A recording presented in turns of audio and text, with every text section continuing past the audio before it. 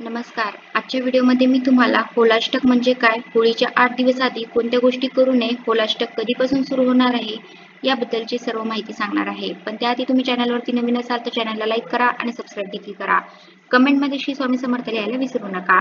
आपण साजरा करत असलेल्या सणांना धार्मिक महत्त्व तर असतेच, पण शास्त्रीय महत्त्व देखील असते. होळी दहन मनुष्याला आपल्या मनातील वाईट विचारांना होळीप्रमाणे आगीत जळून राख करावी या गोष्टीचे प्रतीक आहे. त्यामुळे आपले मन निर्मळ व्हावे अशी अपेक्षा असते. होळीच्या दुसऱ्याच दिवशी वसंत उत्सवाचा प्रारंभ होतो. या आनंदातच वाळलेली पाने आणि लाकडे एकत्र करून जाळणे हाच होळीचा उद्देश आहे. पण हल्लीच्या काळात किमती लाकडे जाळणे योग्य नव्हे. हे त्या प्रथेचे विकृत रूप आहे. दुसऱ्या दिवशी होळीच्या अग्नीत गव्हाच्या ओंब्या भाजण्याची प्रथा आहे. या दिवसात गव्हाचे पीक तयार होते हे त्यामागील कारण असू शकते. नवीन पीक अग्निदेवतेला समर्पित करण्याची प्रथा आहे. होळीच्या दुसऱ्या दिवशी धुलीवंदनाचा सण साजरा केला जातो. एकमेकांना गुलाल लावणे आणि रंगाची उधळण करणे, सर्वांनी एकत्र येणे बंधुभाव आणि एकतेचे प्रतीक असते. या दिवशी लोक आपापसातील भेदभाव, भांडण, गरिबी, श्रीमंती विसरून एकत्र येतात. होळीचे मानसिकदृष्ट्या देखील महत्त्व आहे. लोकांच्या मनात बऱ्याच प्रकारचे मनोविकार लपलेले असतात. ते समाजात भीतीने किंवा शालीनतेमुळे प्रकट होऊ शकत नाहीत. होळीच्या दुसऱ्या दिवशी ते सगळे बाहेर काढण्याची संधी असते. होळीच्या दिवशी शिव्या देणे हा सुद्धा त्याचाच एक भाग आहे. हिरण्यकश्यप राक्षसी पुत्र होता. त्याने तपश्चर्या करून ब्रह्मदेवाकडून वरदान मिळवले होते. हिरण्यकश्यपने जेव्हा पृथ्वीला पळती देण्याचा प्रयत्न केला तेव्हा विष्णूने वराह अवतार धारण करून त्याचा नाश केला. त्यामुळे भडकलेल्या हिरण्यकश्यपने विष्णूचे आपल्या राज्यात कोणी नाव घेऊ नये असे सगळ्यांना बजावले. हिरण्यकश्यप स्वतःला श्रेष्ठ समजत असे आणि देवतांविषयी त्याला अतिशय तिरस्कार होता. पण त्याच्याच घराण्यात जन्माला आलेला त्याचा मुलगा प्रल्हाद हाच मोठा विष्णू भक्त निघाला. प्रल्हाद बालपणापासून विष्णूचा नारायणाचा परमभक्त. प्रल्हाद दिवस रात्र विष्णूच्या नावाचे नामस्मरण करीत असे. नेमके हेच हिरण्यकश्यपला मान्य नव्हते. त्यामुळे त्याने प्रल्हादला त्यापासून परावृत्त करण्याचा प्रयत्न केला, परंतु प्रत्येक वेळी तो अपयशी ठरला. सगळे उपाय करून थकलेला हिरण्यकश्यपला त्याची बहीण, जिचे नाव होलिका होते, ती म्हणाली, दादा, मला तुझा त्रास बघवत नाही.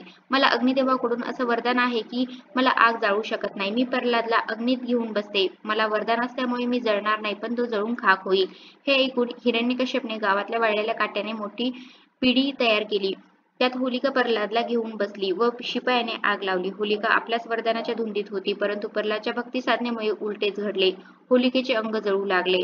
तिच्या अंगाचा दाह होऊ लागला. प्रल्हाद मात्र विष्णूच्या नामस्मरणात दंग होता. शेवटी जे व्हायचे तेच झाले. होलिका जळून खाक झाली आणि प्रल्हाद सुखरूप जिवंत राहिला. त्याच्या भक्तीने प्रसन्न होऊन विष्णूने खांबातून ऋषी अवतार घेऊन हिरण्यकश्यपचा वध केला आणि तेव्हापासून होळी जाळण्याची परंपरा सुरू झाली. असत्याला जाळून सत्याचा प्रकाश पसरविणे हा होलिका दहनामागील उद्देश आहे. म्हणून होळीला महत्त्व आहे. आता होलाष्टक म्हणजे काय? होळीच्या 8 दिवसांपूर्वी होलिका पूजन करत असणाऱ्या ठिकाणी गंगाजल टाकून ती जागा शुद्ध केली जाते. नंतर तेथे वाळलेले लाकूड, कंडे आणि होलिका दहन करण्यासाठी 2 काठ्या स्थापित केल्या जातात. एक काठी प्रल्हाद आणि दुसरी काठी त्याची आत्या होलिकेसाठी मानली जाते. याच दिवशी होलाष्टक प्रारंभ असल्याचे मानले जाते. हिंदू मान्यतेनुसार या दिवसांमध्ये कुठलेही शुभ कार्य करू नये. विवाह, गृहप्रवेश, मुंडन, नामकरण व विद्यारंभ इत्यादी सर्व मांगलिक कार्य किंवा कुठलेही नवीन कार्य या दरम्यान प्रारंभ करणे शास्त्रानुसार वर्जित मानले गेले आहे. ज्योतिष मान्यतेनुसार अष्टमी ते पौर्णिमा पर्यंत नवग्रह देखील उग्र रूप घेतलेले असतात. याच कारणामुळे या दरम्यान केलेल्या शुभ कार्यांमध्ये अमंगल होण्याची आशंका असते. या दिवसांमध्ये व्यक्तीची निर्णय घेण्याची क्षमता कमजोर होते. होलाष्टकाला व्रतपूजन आणि हवन या दिवशी चांगले मानले गेले आहे. या दिवसात केलेल्या दानामुळे जीवनातील कष्टांपासून मुक्ती मिळते. शिवपुराणानुसार देवतांच्या विनंतीवरून कामदेव याने महादेवाची तपस्या भंग केली. याने महादेव अत्यंत क्रोधित झाले होते. त्यांनी आपल्या तिसऱ्या नेत्राच्या ज्योतीने कामदेवांना भस्म केले होते. प्रेमदेवता कामदेवता हे भस्म झाल्यावर संपूर्ण सृष्टी शोक व्यक्त झाली.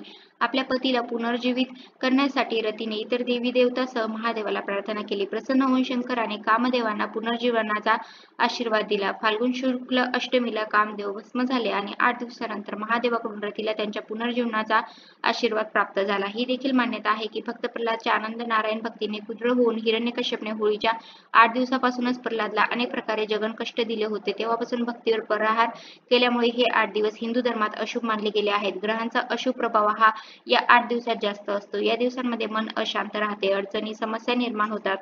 याचा परिणाम हातात घेतलेल्या कार्यावर होतो आणि त्यात यश मिळण्याऐवजी अपयश येते. घरात नकारात्मकता, अशांती, दुःख आणि क्लेशदायक वातावरण तयार होते. होळीपूर्वीचे 8 दिवस अशुभ मानले जातात. या 8 दिवसांमध्ये 16 संस्कार करणे वर्ज्य मानले जाते, जसे की गर्भदान, विवाह, गर्भधारणाच्या 3ऱ्या महिन्यात करण्यात येणारे संस्कार, नामकरण, चूडाकरण, विद्यारंभ, ग्रहप्रवेश, ग्रहनिर्माण, ग्रहशांती, हवन, यज्ञ, कर्म आदी संस्कार या होलाष्टकाच्या कालावधीत करू नये. तर होळीच्या 8 दिवस आधी देवाची पूजा, जप केल्याने दुपटीने फळ मिळतं.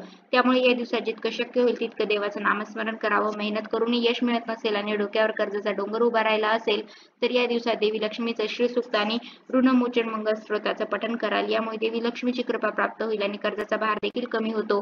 जर एखाद्या व्यक्ती विनाकारण त्रास देत असेल तर या काळात सूर्यदेवाची पूजा करावी. होलाष्टकात प्रतिदिवस सूर्यनारायणाला अर्घ्य द्यावे. तसेच आदित्य हृदय स्तोत्राचं 3 वेळा पठण करावं. जर तुमचा एखादा व्यक्ती आजाराने पीडित असेल तर होलाष्टकात प्रभावी तोडगा वापरू शकता. या काळात भगवान शिवाची पूजा करावी. महामृत्युंजय मंत्राचा रुद्राक्षाच्या माळेवर जप करा. शिवाचा दिव्य मंत्राचा निश्चित जप केल्याने हवनाचं पुण्य मिळेल. यामुळे अकाली मृत्यूही टळू शकतो. वैदिक कॅलेंडरनुसार यावेळी होलाष्टक 7 मार्च पासून सुरू होत आहे. त्याचवेळी होलिका दहनाचा 1 दिवस आधी म्हणजेच 13 मार्च 2025 रोजी होलाष्टक संपेल. दुसऱ्या दिवशी म्हणजे 14 मार्च रोजी देशभरात होळीचा सण साजरा केला जाईल. तर अशा प्रकारे आजच्या व्हिडिओमध्ये मी तुम्हाला होलाष्टक म्हणजे काय, होळीच्या 8 दिवस आधी कोणत्या गोष्टी करू नये, होलाष्टक कधीपासून सुरू होणार आहे याबद्दलची सर्व माहिती सांगण्याचा प्रयत्न केला आहे. कसा वाटला तुम्हाला माझा आजचा व्हिडिओ कमेंट करून नक्की सांगा. धन्यवाद.